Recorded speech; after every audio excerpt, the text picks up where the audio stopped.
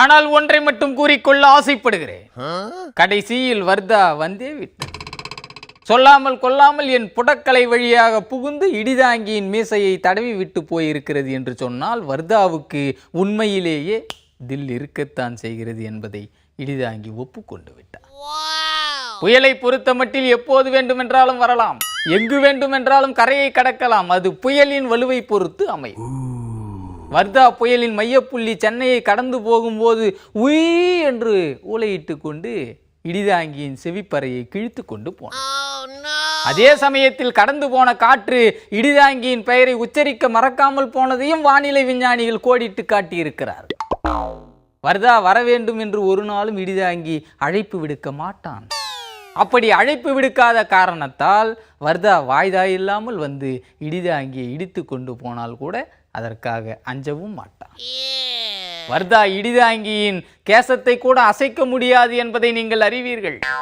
ஏனென்றால் வேரோடு பெயர்த்து கொண்டு சாய்வதற்கு இடிதாங்கி ஒன்றும் தூங்கு மூஞ்சி மரம் அல்ல. தூங்கு மூஞ்சி மரத்துக்கு ஓங்கி வளரத்தான் தெரியும், ஆனால் விழிப்பாக இருக்க தெரியாது. தும்பிக்கை போல பெரிய பெரிய கிளைகளை கொண்டிருந்தாலும் அதற்கு தன்னம்பிக்கை இருக்கிறதா என்று இனிதான் சோதித்து பார்க்க வேண்டும். என்று சொன்ன உடனே நெட்டு நெடு என்று வளர்ந்த மரங்கள் கூட நெடுஞ்சாங்கடையாக நெடுஞ்சாலையில் குப்புற கிடக்கின்றன. தென்றல் வீசும்போது தெம்மாங்கு பாடும் தூங்கு மூஞ்சி மரங்கள் புயல் வீசினால் பொசுக்கென்று இப்படி சாலையில் படுத்துக் கொள்வதை பார்த்து மற்ற மரங்கள் எல்லாம் பேயறைந்த மரங்கள் போல காட்சி. காற்றுக்கு தக்கவாறு பேலன்ஸ் பண்ணுவதற்கான ஜிம்னாஸ்டிக் பயிற்சியை மரங்களுக்கு அளிக்க வேண்டும் என்று இடிதாங்கி படித்து படித்து சொன்னான். இடிதாங்கி சொன்னால் அம்பலத்தில் ஏறம் இருக்கு. என்ன ஆயிற்று?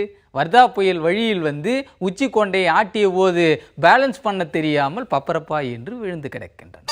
காரணம், அதன் வேர்கள் ஆழ வேரூன்றாமல் பக்கவாட்டிலேயே தார் சாலைக்கு கீழாக நுனிப்புல் மேய்வதால் வந்த வினை. வேர்கள் என்றால் இடிதாங்கியின் கொள்கையைப் போல ஆழ வேரூன்றி இருக்க வேண்டும். அப்படி ஆழ ஊன்றினால்தான் அது எல்லைகளை கடந்து பக்கத்து வீட்டு ஓனர்களுக்கு தெரியாமலேயே தரையில் பாவி தனது நிலைத்தன்மைக்கான கேரண்டியை தனக்குத்தானே ஏற்படுத்தி கொள்ளும். நிரந்தர முதல்வர் மாதிரியே நிரந்தர மரம் ஏன் இருக்கக்கூடாது என்று அன்றைக்கே ஐநா சபையில் சொன்னபோது இடிதாங்கியை ஒரு மரமண்டையன் என்று எல்லோரும் புகழ்ந்தார். ஆக கொள்கை என்ற கொட்டை முளைவிடுவதற்கு முன்னரே வேர்கள் ஏடிஎம் மிஷினை தேடி ஓடுவதை போல பூமியின் ஆழத்தை நோக்கி ஓடத் தொடங்கிவிட வேண்டும். புயலுக்கென்று ஒரு குணம் இருந்தால் இடிதாங்கி என்ற பயலுக்கும் ஒரு குணம் இருக்கும் என்று எச்சரித்து வர்தாவுக்கே வாய்தா கொடுப்பவன் என்ற உண்மையை கூறி உங்களிடமிருந்து விடைபெறுகிறேன். நன்றி, வணக்கம்.